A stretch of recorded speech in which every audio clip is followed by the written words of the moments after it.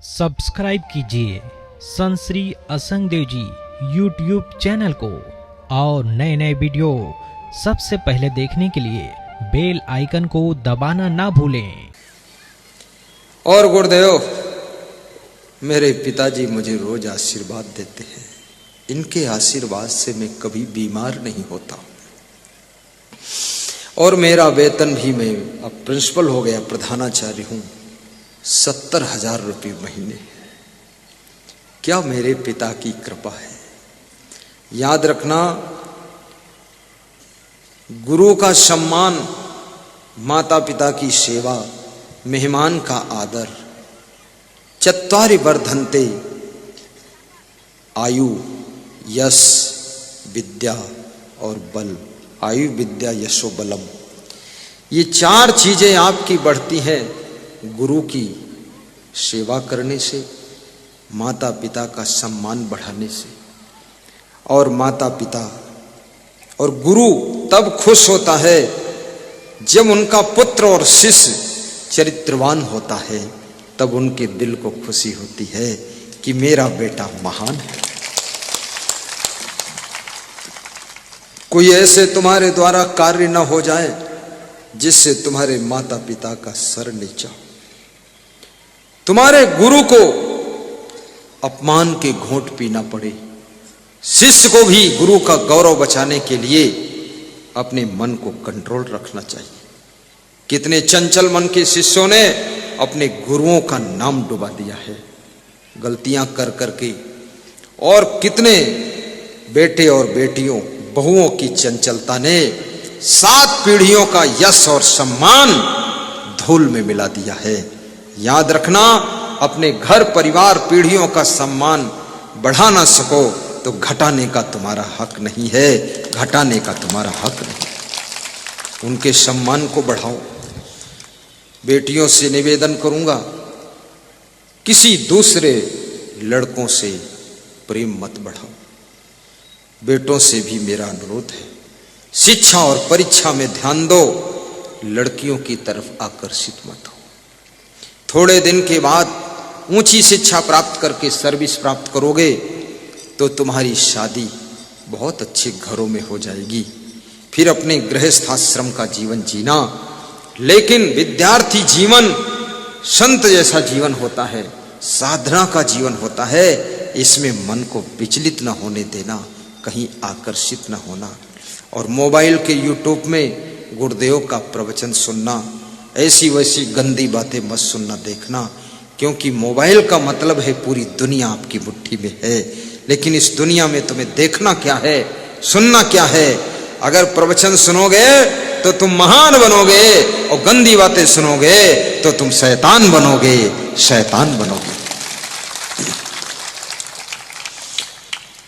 अपनी मां को खुशियां देना। कितनी माताएं अपने बेटों की आलस्य से, बेटों की गलतियों से रोती रहती है, और कितनी पत्नियां अपने पति के निकम्मेपन से, गंदी आदतों से दुखी रहती है। और जो अपनी पत्नी को दुख देता है, अपने माता पिता को दुख देता है, अपने गुरु को असमंजस देता है, और जो व्यक्ति अपने दादा दादी को रुलाता है और अपने भाई को दुखाता है, वो व्यक्ति स्वप्न में सुख नहीं पा सकता है, उसको कभी शांति नहीं मिल सकती है। योग्य बनो। माता पिता तुमको धनवान भी देखना चाहते हैं। पढ़ाई कर तो इतनी कर कि पढ़ाई की हद कर दे, और धन कमा तो इतना कमा कि घर की गरीबी को भी रद्द कर दे, गरीबी को भी रद्द कर दे। धनवान बनकर के जियो, चरित्रवान बनकर के रहो, महान बनकर के कर्म करो, गुणवान बनकर के जिंदगी के क्षण बिताओ, और विवेकवान भी बनो, ताकि हर संघर्ष की सीढ़ी को हंसते हंसते पार कर सको। विचारवान भी बनो, ताकि अपनी गलतियों का सुधार कर सको। वैराग्यवान बनो, ताकि दुनिया में किसी तरफ आकर्षित न हो सको। और ज्ञानवान बनो ताकि अज्ञान के अंधेरे में भटक न सको। आज की तारीख में जितना लोग रूपवान बनने के लिए मेहनत कर रहे हैं, रूपवान, कि मेरा रूप सुंदर हो जाए, बहुत मेहनत लोग करते हैं कि रूपवान कैसे बन जाऊं। रूपवान बनने के लिए ब्यूटी पार्लर की दुकान में भी लोग जाते हैं, फीस भी देते हैं, और फीस दे करके ब्यूटी पार्लर में क्या होता है, थोड़ा बाल काट देते हैं, बाल मोड़ देते हैं, बाल सेट कर देते हैं, और फिर थोड़ा गाल में रंग लगा देते हैं, और तुमसे कहते हैं ठीक है, तुम कहते हो ठीक है, फिर कहते हैं 300 रुपये दीजिए, तो तुम कहते हो 350 ले लीजिए। और फिर शीशा में दिखा देते हैं कि देखो कितने सुंदर हो, तो तुम कहते हो हाँ ठीक, फिर आऊँगा। और फिर वहाँ से जब विदा होते हो तो तुम्हें पीछे से वो ब्यूटी पार्लर की दुकान का कर्मचारी देखता है, मुस्कुराता है कि तुम्हारे जैसे बेवकूफ़ दुनिया में ना होते तो हमारी रोटी कैसे चलती। बहुत खुश होता है। और इसमें अभी तक तो लेडीज ही ब्यूटी पार्लर में जाती थी, अब तो पुरुष भी जाने लग गए हैं, और पुरुष भी ऐसा बाल कटिंग करा रहा है। अभी 4 सालों से तो लेडीज खोपड़ी के बालों पर बहुत कसरत कर रही थी, बाल इधर काट देना, उधर लटकाना, फिर थोड़ा इधर लटकाना, और बीच में बाल मोड़ देना और साइड में झुका देना, फिर बीच में बालों को फुला देना, गोलगप्पा बना देना। ये क्या नाटक करते हैं। ऐसा खूब बनाया है लोगों ने।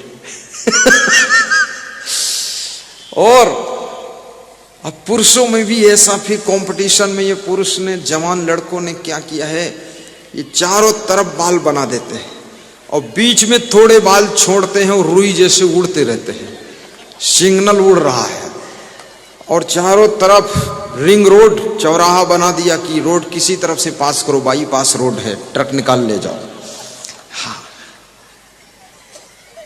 अब फैशन का जमनवा, अरे आवा फैशन का जमनवा, सासु कैसे सपरी, आवा फैशन का जमनवा। एक बहू अपने ससुराल में जाती है तो कहती है अपनी सासू से, सासू बड़े घरन की लड़की मैं हूँ, विद्याचार्य पढ़ी,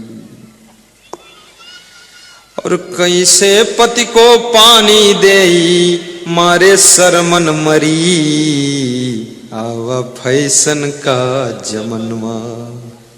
आजकल की पढ़ी लिखी लड़की तुम शादी करो तो तुमको पानी देने में भी उसको शर्म लगती है। वो ये चाहती है मैं बेड पर बैठूं महंतिन बनकर और तुम लाओ जल पिलाओ, और कहो देवी जी जलम पिबेत, तो देवी जल पी।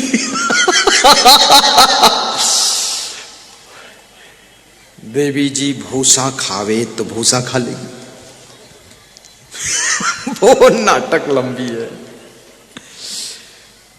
अरे कैसे उनको पानी देई, मारे सरमन मरी, आवा फैशन का जमनवा, सासु कैसे सपरी, आवा फैशन का जमनवा।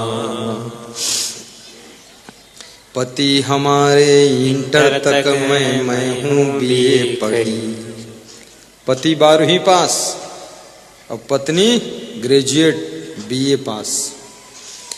तो बता रही है पति मेरे से 2 क्लास कम पढ़े हैं, पति हमारे इंटर तक है, मैं हूँ बीए पढ़ी।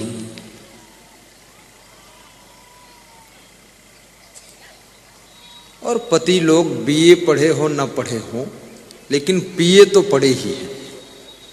पत्नी बीए पढ़े तो पति पीए पढ़े।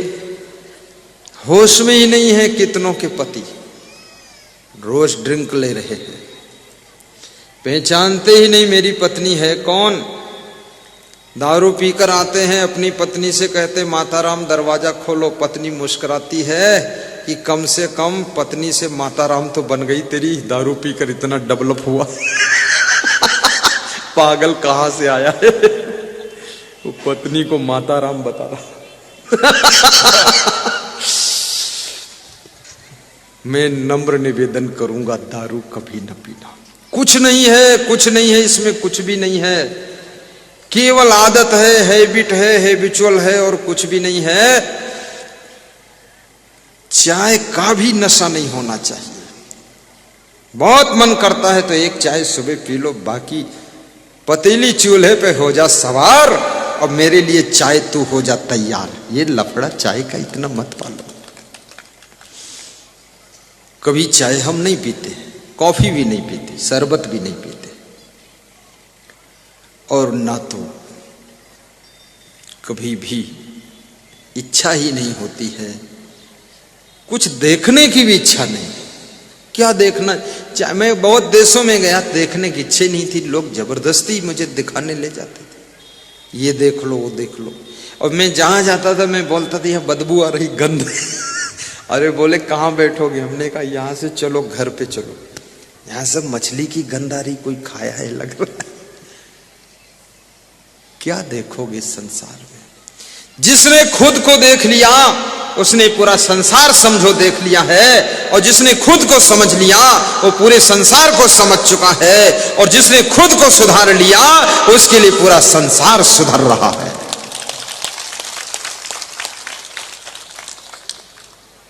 गा दो महाराज आगे, याद है किसी को? हाँ, पति तुम्हारे इंटर तक है, मैं हूं बीए पढ़ी। बोलो गाइए। देखो महाराज जी तैयारी में हैं, गाएंगे भी। पति हमारे इंटर तक है, मैं हूँ बीए करी। वाह वाह। अरे कैसे उनको पानी दे, क्या बात क्या बात। कैसे उनको पानी दे, मत पानी दे, शरबत मारे सरमन मरी, आवा फैसन का जमनवा। सासू कैसे सपरी, आवा फैसन का जमनवा। भाइयों बहनों, सेवा से बड़ी कोई चीज नहीं है। और जिस समय कोई नारी सेवा करती है, किचन में भोजन बनाती है, या भोजन परोसती है, या झाड़ू जिस समय लगा रही हो, बर्तन धो रही हो, उस समय उसका वीडियो कैमरा बनाइए। वो दुनिया की सभी नारियों से उस समय सबसे सुंदर नारी के रूप में दिखाई देती है, जिस समय वो काम कर रही है। सांसद के पावन घर में मैं दिल्ली में 10 दिन रहा, कुछ कार्यक्रम था, तो सांसद की पत्नी 7 घंटे तक किचन में कुछ बनाती रहती थी, नाश्ता पानी। सुबह 9 बजे से एंट्री करती थी, वो जुटी रहती थी, और पत्नी भी विधायिका थी। तो मैंने कहा कि ये तो थक जाएगी, परेशान हो जाएगी। तो उसने कहा मुझे सेवा करने में आनंद आता है। उस सांसद का नाम बोलो मंडल है, और उनकी पत्नी वर्षा रानी, यही नाम है ना, वर्षा रानी विधायिका, 7 घंटे किचन में घुसी रहती थी। बिहार के जितने आइटम सब रोज रोज नया नया बना करके गुरुजी को खिलाना है नाश्ता। और मैं भी सोचता था, मैं भी वही लैया चना मुरमुरा चबा लो तो ठीक है, लेकिन मेहमान बनने पर पेट का हाजमा बहुत दुरुस्त रहना चाहिए। आज मैं भोजन करने के लिए बैठा तो मैं तो सोचता था वो मेरी दलिया आएगी, दलिया खाता हूं बस। सब्जी चावल दाल सब अलग करो बवाल, खाली एक दलिया बना दो, उसी में सब डाल दिया, हो गया।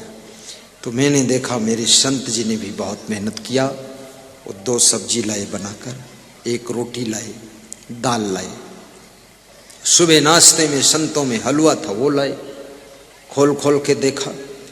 फिर मैंने देखा एक थाली और आई अजय सिंह के घर से, तो उसमें बड़ा बड़ा मोटा मोटा मालपुआ रखा था, इतना मोटा। मैंने कहा ये क्या चीज है? ये तो बहुत मोटा है। तो उसका रंग पहले देखा, फिर उठाया, हमने कहा तो ये की काफी है, बेहोश कर देगा। वो मालपुआ था ना, मालपुआ यहाँ कई पुआ बनता है। यहाँ बनता है एक मालपुआ, दूसरा रसपुआ। रसपुआ हरचंदी के जवाहरलाल कहाँ हो, खड़े हो, ये रसपुआ खिलाते। रसपुआ खाना हो तो हरचंदी जाओ जवाहर के यहाँ, मनोज कापरी के यहाँ। अगर मालपुआ खाना है तो कासिमपुर आओ छोटे लाल के यहाँ।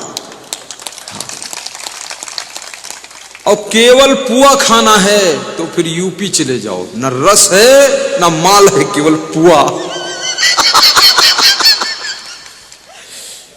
तो मैं तो केवल पुआ वाला था, पर यहां मिल गया मालपुआ। तो फिर एक मालपुआ खाया। अब मैं निर्णय नहीं ले पा रहा था, मालपुआ दाल के साथ खाऊं कि सब्जी के साथ खाऊं। तो पहले सब्जी के साथ खाया तो कुछ टेस्ट नहीं जमा, फिर दाल मिलाकर खाया तो भी नहीं जमा। तो मेरा साधु मन मन में सोच रहा था, इसको किसी मिलाना नहीं, ये खुद ही मालपुआ, इसको सिंगल खाओ तब जमेगा। अरे खाने को भी नहीं मालूम, उसमें सब्जी में डूबा रहे मालपुआ, उल्टा काम है। और मुझे याद होता तो उसको, विजय को बुलाता, भैया खाने के लिए सिखाओ कैसे खाना है ये। बहुत प्रदेशों में मैं जाता हूं, ऐसे ऐसे आइटम आते हैं, खाना भी नहीं मालूम कौन पहले खाऊं, डर भी लगता, उल्टा खाऊं तो कहेगा गुरु को बुद्धि भी नहीं खाने की। तो उसकी तरफ देखता हूं, पूछता हूं बताओ कहां शुरू करूं। तो बोलता है ये पहले इसको खाइए फिर उसको खाइए। हमने कहा क्या मेरी जिंदगी है, खाना भी नहीं मालूम कौन पहले खाना, किसके साथ खाना है। वो गुजरात में गया, वो खम्मन लेकर के आए। अब खम्मन आया तो मैं खम्मन को टमाटर की चटनी में डुबा के खाया। अरे बोले इसमें नहीं डुबाना। तो मैंने कहा फिर, अरे बोले वो चटनी दूसरी वाली उसमें डुबाओ। हमने कहा आज बहुत सेवा हुई और पनीर की सब्जी भी घर से आई। और परवल, बिहार में माताएं बहुत होशियार है, स्वर्णलता और लीला बाई, क्या बना दिया है वो दीदी ने, उसकी बहन भी होशियार। परवल को हमारे देश में लंबा काटते हैं, छत्तीसगढ़ में लंबा काट के फिर थोड़ा थोड़ा काट देते हैं, पर यहाँ तो पूरा उसको टुकड़ा आधा आधा कर देते हैं। वैसा लगा फूला हुआ, मैं सोचा ये कोई नया आइटम है। फिर उसको हाथ में लिया, पता चला ये परवल है, आलू परवल की सब्जी। बहुत सेवा हुई। अब सेवा करने वाली महिला, सेवा करने वाला पुरुष देखने में कितना सुंदर लगता है। कोई माटी का धोंधा बनकर बैठा रहे, बिल्कुल गोबर गणेश जैसे बैठा रहे, और बिल्कुल भैंस का पड़वा जैसे पड़ा रहे, वो देखने में भी सुंदर नहीं लगता है। थोड़ा चहल पहल से दौड़ दौड़ कर जब काम करते हो तुम, तुम्हारी सुंदरता, तुम्हारा रूप सबसे निराला हो जाता है। इसलिए मैं निवेदन करूंगा महिलाओं से भी, बेटियों से, बहुओं से, सासुओं से, घर में दौड़ दौड़ कर काम किया करो, खूब मेहनत किया करो, साफ सफाई करो, बर्तन मांजो, धुलो, रजाई गद्दे फिट सेट रखो, हल्ला न मचाया करो, गाली न बका करो, चुप्पे चुप्पे दौड़ दौड़ कर काम किया करो, और पीछे मुड़ मुड़ कर थोड़ा मुस्कुरा दिया करो, काम करो। पुरुषों से भी कहूंगा छलांग लगा के काम किया करो, आलस्य मत करो, दारू बिल्कुल मत पीना, चाय की आदत भी मत बढ़ाना, और बीड़ी सिगरेट गांजा चरस पूरा छोड़ देना। एक एक पैसे को बचाना, और बचे हुए पैसे से धर्म को बचाना, अच्छा मकान बनाना, अच्छी गाड़ी लाना, रोड पर खड़े होकर ऑटो के लिए हाथ ना देना पड़े, खुद की बोलेरो में बैठकर चलना और कहना गुरुदेव के प्रभाव से गाड़ी आ रही है। छोटी बचत से बहुत बड़ा काम होगा। मैं आपसे निवेदन करता हूं, यदि आप 50 रुपये भी नशा के रोज बचा लेते हो, और तुम्हारे घर में 4 लोग नशा करते, 200 रुपये बच रहे, छोड़ दो आज से नशा, 200 बचेंगे। 6,000 रुपये महीना, 72,000 रुपये साल। 72,000 में सेकंड हैंड कोई कार आ सकती है, और कार लाइए, उसमें बैठिए। आप सिगरेट पर बैठकर भागलपुर नहीं जा सकते हो, दारू की बोतल पर बैठ करके तुम गोराडीह नहीं जा सकते हो, लेकिन दारू और सिगरेट के पैसे बचाकर कार खरीद कर उसमें बैठ करके तुम पटना भी जा सकते हो। और लिख दो उस पर कि नशा की बचत की कार है, गुरु की कृपा से मैं बैठा आ रहा हूं, कृपया रास्ता खाली करो, चलो निकलो। छत्तीसगढ़ में एक भक्त पुड़िया खाता था, गुटखा खाता था, सब कुछ तंबाकू खाता था, सत्संग से जुड़ा और सब छोड़ दिया। और केवल 1-2 बीघे जमीन थी, आज उसके पास 2 कार है। और कार में पीछे फोटो लगाया गुरु का, लिखा है मेरे महान गुरुदेव असंगदेव। और कार मेरी गाड़ी को क्रॉस करके आगे निकली, खड़ी हो गई, रुको रुको। मैंने सोचा ये कौन लिखा महान गुरुदेव मेरा नाम? बोला सो तुम जानो अंतर्यामी, पूर्व मोर मनोरथ स्वामी। आपकी कृपा से 2 कार हो गई, 2 मकान हो गए। मेरे भाई दोनों टीचर हैं, वो पीछे रह गए, मैं आगे निकल गया। याद रखना, गुरु का आशीर्वाद लो तो बिना सर्विस के भी तुम्हारा विकास होगा। तुम बुराई या छोड़ो, विकास चालू हो जाएगा। गरीबी सरकार इतना जल्दी कुछ नहीं मिटा सकती है। अपनी गरीबी को खुद मिटाने का संकल्प लीजिए।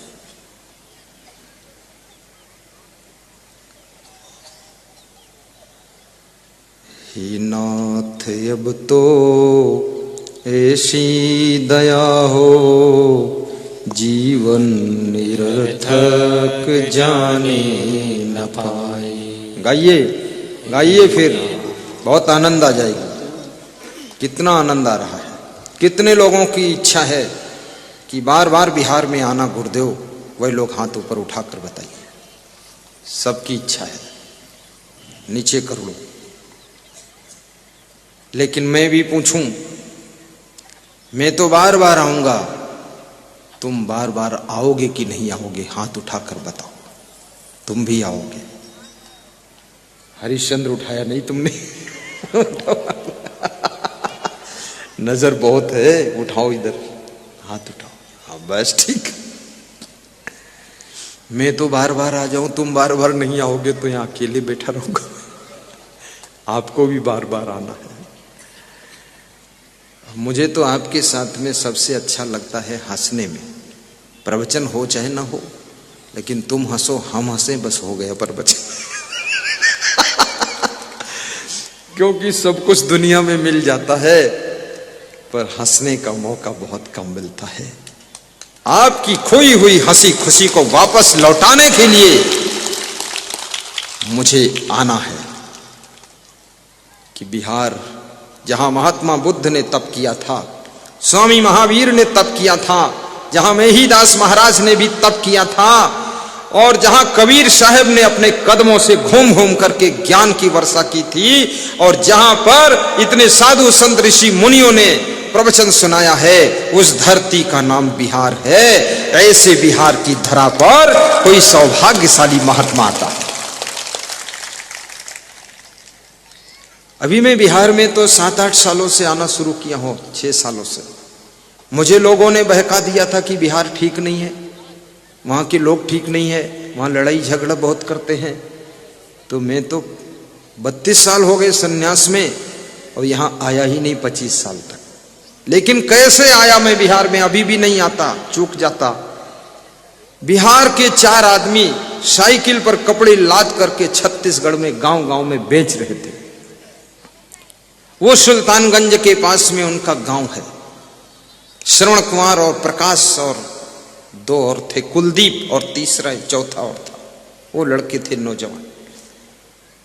पास में गांव है उसी के, उसका नाम थोड़ा सा भूल रहा हूं, कोई याद दिला दे। हैं? कौन बोल रहा है? मिरहट्टी। और मिरहट्टी के पास एक और है। अरे चलो फिर, हैं? चलो बात साहाबाद नहीं है, कोई बात नहीं, गुरु की कृपा। उस गांव में आया। कैसे आया? वो जो तुम्हारे बिहार के 4 बच्चे कपड़ा बेच रहे थे, उन्होंने देखा छत्तीसगढ़ में मेरा प्रवचन सुन रहा, तो साइकिल खड़ी करके कपड़ा बेचना बंद करके दोनों मीटिंग प्रवचन सुना, भोजन किया। फिर मेरे से कहा गरीब बहुत हूं, लेकिन इच्छा है मेरे बिहार में आपके चरण पड़ जाएं। आप जैसे संत के इंतजार में बिहार की आत्माएं बैठी हुई हैं, चलो आप। मैंने कहा पैसे वैसे हैं? बोले पैसे नहीं है, प्रेम है, थोड़ा दे दूंगा। तब हमने कहा किराया भाड़ा? बोले वो हो जाएगा। और उनके बुलाने से मैं आया। जब पहुंचा मैं उनके गांव को, तो उन बेचारों ने गरीबी के कारण प्रचार प्रसार नहीं कर पाए। एक फोटो मेरा लेकर घर घर में दिखाते थे, ये गुरुजी आ रहे, तुम लोग आना सुनने के लिए। तो एक भगत ने फोटो देखा, बोला ये मुझको दे दो, अपने घर में रख लिया। बोले वैसे जाओ प्रचार करो जाकर, हम इसकी पूजा करेंगे। जब हम आए, हुआ प्रवचन, 3000 लोग जुड़े। बोले कि वाह, कहाँ छुपे थे तुम संत जी? ये बिहार की जनता आप जैसे संत को ढूंढ रही थी। अब हम लोग छोड़ेंगे नहीं आपको देखना। और वहीं से फिर कार्यक्रम प्रारंभ हुए। तब से बिहार के आधा जिलों में प्रोग्राम हो चुके हैं। और तब से बिहार में लगातार चलते चलते चलते चलते अब इतना बड़ा रूप खड़ा हुआ है कि बिहार के मेला को देख करके हर प्रदेश की भीड़ आपकी भीड़ से थोड़ा सा छोटी पड़ जाती है। 1 नंबर पर तुम आ जाते हो। और मैं इसलिए जोर जोर बोलकर तुमको और ऐसे ऐसे फार्मूले देना चाहता हूं कि तुम सब जब उन्नति करोगे, घरों में तुम्हारी शांति होगी, एकता और संगठन और सुमत होगी, और तुम्हारा जब विकास होगा, तब तुम हम जैसे संत की बहुत बड़ी सेवा कर सकोगे। और बिहार में बहुत बड़ा प्रोग्राम होगा। उसी श्रृंखला में ममलखा में 2 बार समागम हुआ, बड़ी जमीन में समागम हुआ। वो दीप नारायण प्रमोद बैठे, बड़ी जमीन वाले खड़े हो, देखो ममलखा वाले खड़े हो। यहां भी समागम हुआ, नरोत्तमपुर में हुआ, कुरमा में हुआ, आशीर्वाद है। और हरचंडी में हुआ, और सतजोरी में हुआ, और बकिया में हुआ, कटिहार जिले में हुआ, सुपौल जिले में हुआ, खगड़िया में हुआ, मुरलीगंज में हुआ, समस्तीपुर में हुआ, और गोपालगंज में हुआ, सासाराम में हुआ, कैमूर में हुआ, भिट्ठी में हुआ, मिरहिट्ठी में हुआ। कितना प्रोग्राम हुआ है। बांका जिले में वो जयराम बाबा के यहाँ, क्या नाम, बकिया, न्यामतपुर में हुआ, और बल्ली कित्ता में हुआ, और जहां नहीं हुआ वहां भी हुआ होगा, सब जगह होगा। सबके यहां मुझे जाना है और सबके प्रोग्राम करना है। बस तुम इतना ही शुभ कामना करना मेरे लिए, कितना कि मैं 20 साल तक बूढ़ा ना हूं। और मैं आपके लिए शुभ कामना करता हूं कि तुम 30 साल तक मरो ना, तभी तो मैं आऊंगा। तुम भी जिंदा रहो, संघर्ष करो। बहुत कुछ बिहार की धरती पर संतों की सेवा हो चुकी है। माताओं बहनों को भी व्यास गादी धन्यवाद देती है, पुरुष बंधुओं को व्यास गादी आशीर्वाद देती है। बिहार के संतों को हम शुभकामना करते हैं। ये उदार महात्मा विज्ञान साहब हों या वो अभय साहेब हैं, और इधर बहुत साहेब बैठे हैं, और एक साहेब, कौन साहब, सभी साहब, सबको हम धन्यवाद देते हैं कि आपके दिल में भी बहुत बड़ा प्रेम है, स्नेह है। और हमारे साथ के जो संत हैं 25 महात्मा, ये तो बड़े बुद्धिमान, महान और बड़ी मेहनती हैं। एक से एक इसमें ब्रिलियंट संत है, जिम्मेदारी संभालने वाले, और गुरु का प्रेम पाकर छोटी छोटी उम्र में साधना कर रहे हैं। इनके लिए एक बार ताली बजा दो।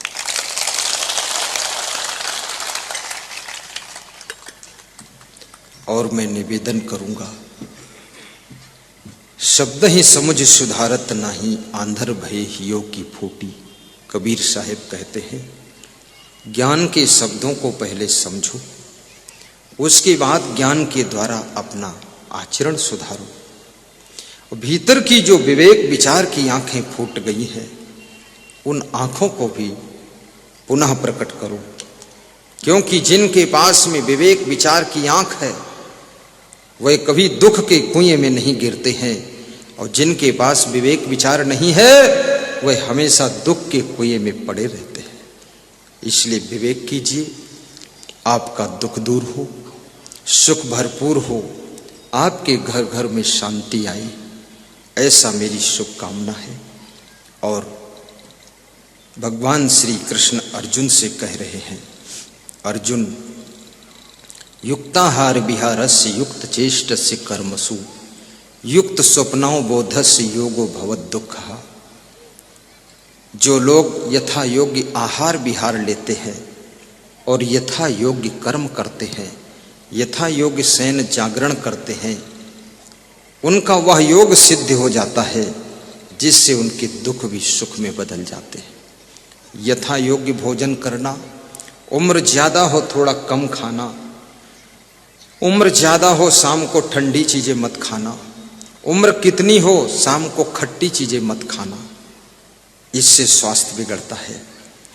सवेरे दही खा सकते हो, चूरा खा सकते हो, और दोपहर में आप कहते हैं कि सुबह का नाश्ता ऐसे करो जैसे तुमने किया ही नहीं, दोपहर का भोजन ऐसे करो जैसे राजा महाराजा करते हैं, और शाम का भोजन ऐसे खाओ जैसे कोई गरीब खा रहा है।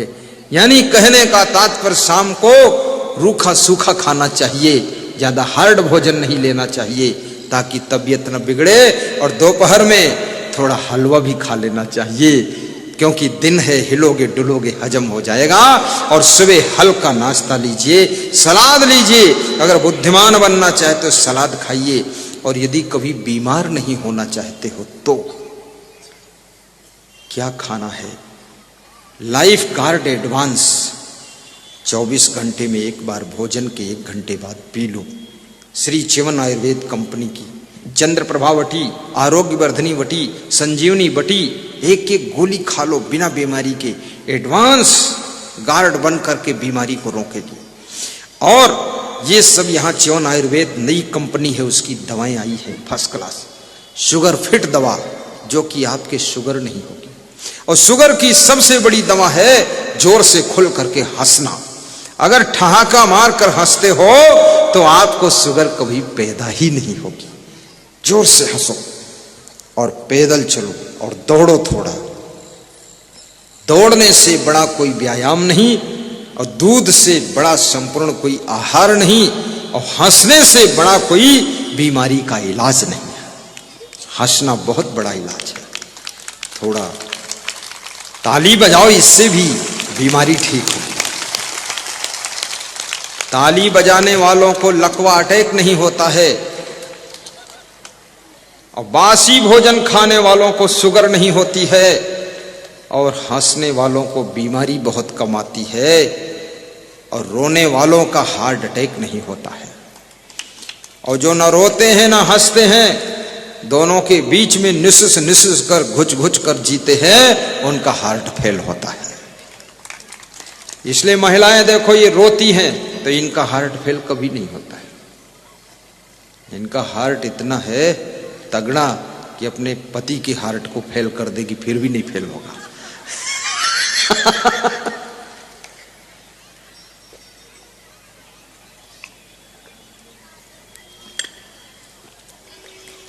क्योंकि ये रो लेती है, और रोने से जो आंसू निकलते हैं, वो आंसू के माध्यम से जो बॉडी से केमिकल निकलता है, वही केमिकल हार्ट के ऊपर बुरा प्रभाव डालता है, और रोने से आंसुओं के माध्यम से निकल जाता है, हार्ट सुरक्षित हो जाता है।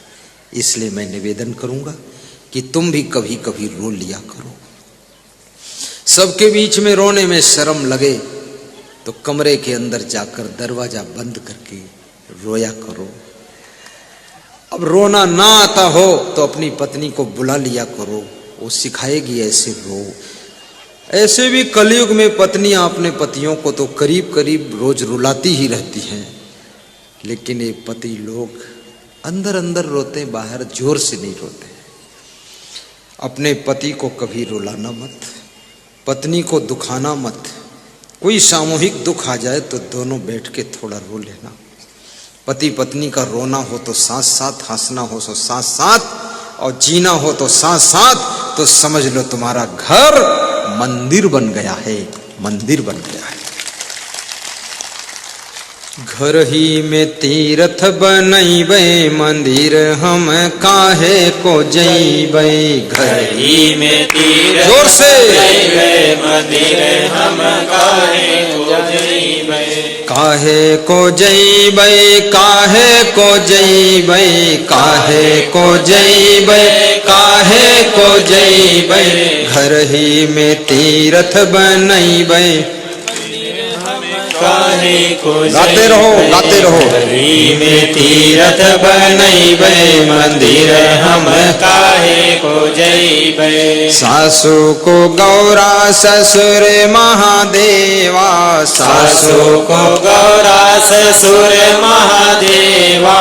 स्वामी को ईश्वर बनैबै, मंदिर हम काहे को जैबै। स्वामी जय को हो। ईश्वर बनैबै, मंदिर हम काहे को जैबै। काहे को जैबै, काहे को जैबै, काहे को जैबै, काहे को जैबै। घर ही में तीर्थ बनैबै, मंदिर हम काहे को जोर से। जैबै। घर ही ताली जोर से। तीर्थ बनैबै, मंदिर हम काहे को जैबै। संतन के सत्संग तीरथ में, संतन वाह, के वाह। सत्संग तीरथ में। मली मली दाग छोड़ैबै, मंदिर हम काहे को जैबै। मली मली दाग छोड़ैबै, मंदिर हम काहे को जैबै। मली मली दाग छोड़ैबै, मंदिर हम काहे को जैबै। मली मली दाग छोड़ैबै, मंदिर हम काहे को जैबै। घर ही में तीर्थ बनैबै, मंदिर हम काहे को जैबै। घर ही में तीर्थ गाइए। बनैबै, मंदिर हम काहे को जैबै। मात पिता की सेवा करी कै, मात पिता की सेवा करिके। मात पिता की सेवा करी कै, मात पिता की सेवा करिके। कोटि न तीर्थ फल पैबै, मंदिर हम काहे को जैबै। कोटि न तीर्थ फल पैबै, मंदिर हम काहे को जैबै। घर ही में तीर्थ बनैबै, मंदिर हम काहे को जैबै। घर ही में तीर्थ बनैबै, मंदिर हम काहे को जैबै। कहाई कबीर सब अवगुण तजी कै, कहाई कबीर सब अवगुण तजिके। जीवन सफल बनैबै, मंदिर हम काहे को जैबै। जीवन सफल बनैबै, मंदिर हम काहे को जैबै। घर ही में तीर्थ बनैबै, मंदिर हम काहे को जैबै। घर ही में तीर्थ बनैबै, मंदिर हम काहे को जैबै। जो लोग अपने घर को तीर्थ बनाना चाहते हैं, सवेरे उठ करके माता पिता को प्रणाम कीजिए। स्नान करके माता पिता की, सास ससुर की व्यवस्था बना दीजिए।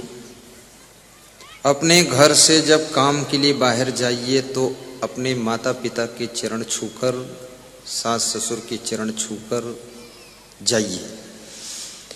और अपनी पत्नी से बताकर जाइए कि हम कहाँ जा रहे हैं। और घर से निकलते समय अपनी पत्नी की ओर मुड़ करके मुस्कुराइए कि चिंता न करना, फिर जल्दी आ रहा हूं। और जब पति तुम्हारा घर से बाहर कमाने के लिए जा रहा हो तो उसको द्वार तक विदा कीजिए और चरण छू लीजिए कि जल्दी लौट के आना। और यदि तुम बेटे हो तो अच्छी शिक्षा प्राप्त कीजिए, गांव में फालतू मत घूमिए, मोबाइल को अनावश्यक मत चलाइए और माता पिता की आज्ञा मानिए और धनवान बनिए, अच्छा मकान बनाइए, अपने माता पिता को अच्छे कमरे में सुलाइए, अच्छे बेड पर सुलाइए, अच्छी रजाई ओढ़ाइए, अच्छे कपड़े पहनाइए। होली, दिवाली, रक्षाबंधन, विजयादशमी के दिन माता पिता सास ससुर को माला पहना करके उनके चरण छूकर आशीर्वाद लीजिए और अपने घर में सुबह शाम प्रवचन भी सुनिए। ये सब करने से तुम्हारा घर तीर्थ हो जाएगा। पति से कड़क मत बोलिए, अपनी पत्नी को गाली मत दीजिए, बच्चों का ख्याल कीजिए, नशा बिल्कुल मत कीजिए, आलस्य को दूर भगा दीजिए, परिश्रम खूब कीजिए, धन बचाने की कला भी सीख लीजिए और थोड़ा धन दान भी कीजिए। कंजूस मत बनिए। धर्म प्रचार के लिए, आश्रम बनाने के लिए, सत्संग समागम कराने के लिए और संत गुरु की सेवा के लिए और गुरु वाणी को फैलाने के लिए और तीर्थ यात्रियों के स्वागत सत्कार के लिए अपना धन दान भी कीजिए, अन्नदान भी कीजिए। कहीं भंडारा हो रहा हो वहां पर तन मन धन अन्न से सहयोग कीजिए। वहां कुंटल कुंटल चावल दीजिए, आटा दीजिए, आलू दीजिए, 2-4 पीपे तेल दीजिए, शक्कर की बोरी दीजिए और कहिए हम सब साथ में हैं। आपका पूरा लगे लेकिन मेरा भी अधूरा लगे, हमारा भी हिस्सा भंडारा में। भाई से प्रेम से बोलिए, आपके घर में तीर्थ बन जाएगा। और सुबह शाम साउंड सिस्टम के द्वारा प्रवचन सुनिए ध्यान से। अभी मैं सासाराम में था तो वहां मैं देखता था, वो जब खाली होते थे भगत जी टीवी में प्रवचन चल रहा है। 100 घंटे के प्रवचन और भजन, पेनड्राइव, उसकी मेमोरी कार्ड यहाँ सत साहित्य की दुकान पर, ग्रंथ की दुकान पर, पुस्तकों की दुकान पर मिल रहे हैं। 24 घंटे में थोड़ा समय निकाल करके धार्मिक पुस्तकों को पढ़िए। जैसे जीने की राह पुस्तक है, सुख की खोज, बरसे कम्बल भीजे पानी, असंग विचार माला, भजनावली, ऐसी नाना प्रकार की पुस्तकें उनको पढ़िए, उससे अपना सुधार होगा। खूब प्रवचन सुनिए और अपने घर में सब दीवालों पर गुरुदेव की तस्वीर लगाइए। पड़ोसी के घर में भी तस्वीर लगाइए, कुछ उस पर प्रभाव पड़ेगा, बदलेगा तो तुम्हारी दीवार नहीं खोदेगा, तुम्हारे जमीन में कब्जा नहीं करेगा, दिमाग सुधरेगा। रिश्तेदारों को भी गुरुदेव की किताबें है, पेनड्राइव है, ये सब बांटिए। शिवशंकर प्रसाद कुशवाहा ने सासाराम में 100 रेडियो बांटे हैं, एफएम रेडियो। उसमें पेनड्राइव 300 की और 300 का रेडियो खरीद कर एफएम और सबको बांटा है कि सुनो और कल्याण करो। उस 100 लोगों ने 1000 लोगों को और जोड़ा है और आज उनकी संख्या इतनी बड़ी हुई है।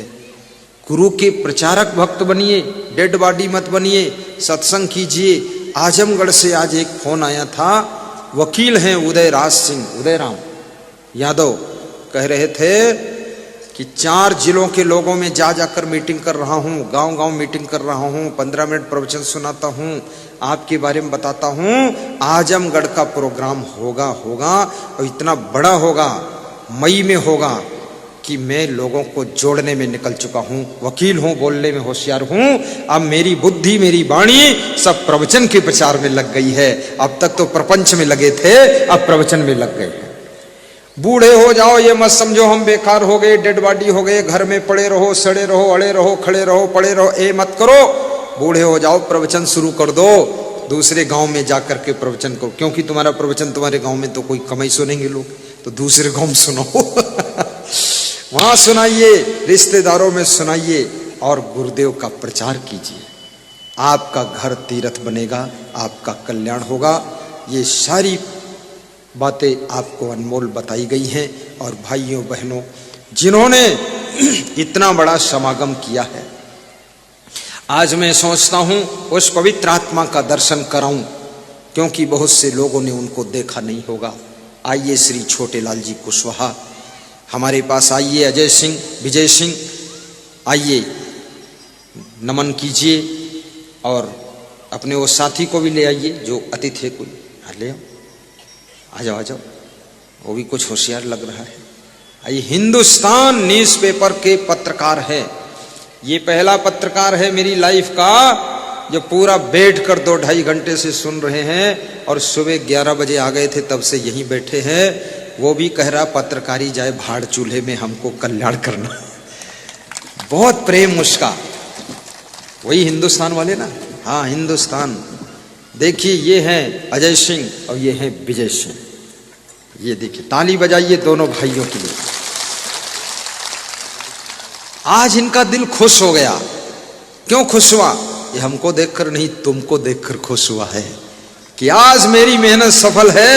एक स्कॉर्पियो, 2 ऑटो रिक्शा, एक टाटा मैजिक, ये सब अनाउंस प्रचार में लगी थी। हजारों पोस्टर और दर्जनों स्वागत द्वार और कितने होर्डिंग लगाया प्रचार प्रसार में। तो इनका मन था कि यहाँ पर इतना मेला लगना चाहिए कि कम से कम मेरा 50 कुंटल राशन खर्च होना चाहिए।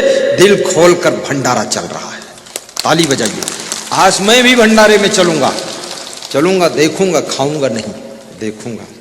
तुम खाते होगे, देखूंगा तुम किस मॉडल से खाते हो, तब उसे प्रवचन में सुनाऊंगा, इसलिए ढंग से खाना। आज मुझे भंडारे का दर्शन करना है।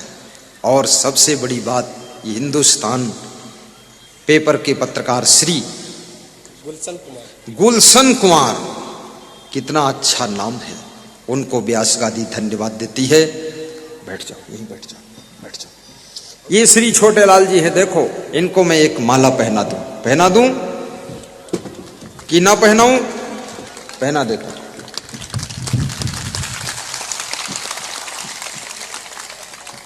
लगाओ कैमरा इनके ऊपर, करो इसको बड़ा, इल्लाज करो, छोटा नहीं, बड़ा फोटो बना दो। आज तो ऐसा आनंद आ रहा है, कैसा आनंद आ रहा है? जैसा आनंद आ रहा वैसा आनंद आ रहा है। ऐसा आनंद आ रहा कि मुझे लग रहा प्रयाग कुंभ में बैठकर प्रवचन कर रहा हूं। क्या गजब है, देखो तो जरा, बहुत मस्त। और मैं निवेदन करूंगा, एक एक श्रोता रात में 2-2 श्रोता और लेकर आना। अभी शाम को 7 बजे से फिर प्रवचन शुरू होगा, मैं 7 बजे आ जाऊंगा। और बड़ी मजे की बात है, ये भी याद रखना, क्या जिन्होंने उज्जैन आश्रम धर्मशाला के निर्माण के लिए इधर कार्यालय में उधर कार्यालय में दान देने का संकल्प लिया है या दान दिया है, जिन्होंने गौशाला के लिए डब्बों में दान डाला है, और जिन्होंने गुरु सेवा के लिए दान दिया है, वस्त्र दान, फल दान दिया है, पैसे दान दिए हैं, उनको भी व्यास गादी आशीर्वाद दे रही है कि आपके दान से बहुत बड़ा आश्रम बनेगा। जहां देश विदेश के नर नारी आएंगे, उनकी सेवा होगी, तुम्हारा यश होगा, पुण्य होगा।